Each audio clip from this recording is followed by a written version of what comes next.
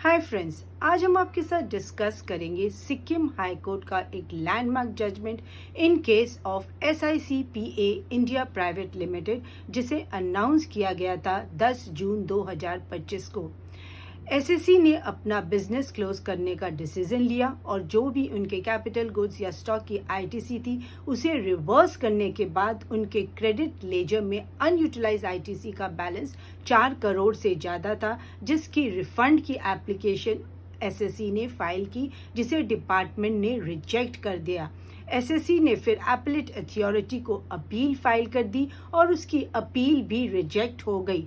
Finally SSC ने writ file की Sikkim high court में, जहां उनके लर्नड काउंसिल ने हाई कोर्ट में ये प्ली दी कि as per section 49 sub section 6 यदि आपके कैश लेजर बैलेंस या क्रेडिट लेजर बैलेंस में सभी तरह के टैक्स, इंटरेस्ट, फी या जो भी आपका अमाउंट पेबल है उसकी पेमेंट करने के बाद जो भी अनयूटिलाइज अमाउंट बैलेंस रह जाता है, आप उसे सेक्शन 54 ऑफ CGST एक्ट के हिसाब से रिफंड क्लेम कर सकते हैं।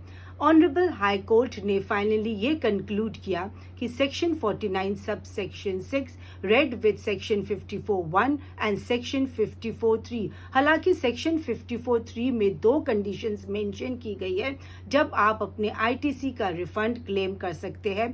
First is the export of goods without the payment of tax and second is the inverted duty structure. पर कहीं भी रिफंड के सेक्शन 54 में ये स्पेसिफिकली प्रोहिबिशन नहीं दिया गया है कि जो भी आपका अनयूटिलाइज ITC का बैलेंस है आप उसका रिफंड क्लेम नहीं कर सकते।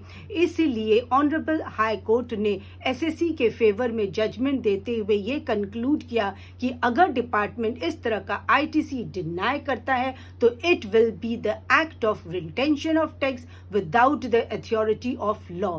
क्या टैक्स पेयर्स को इस जजमेंट का फ्यूचर में कोई बेनिफिट मिलेगा? क्या डिपार्टमेंट फ्यूचर में इस तरह का ITC टैक्स पेयर्स को अलाउ करेगी? आपकी इस बारे में क्या राय है? Please let me know in the comment sections.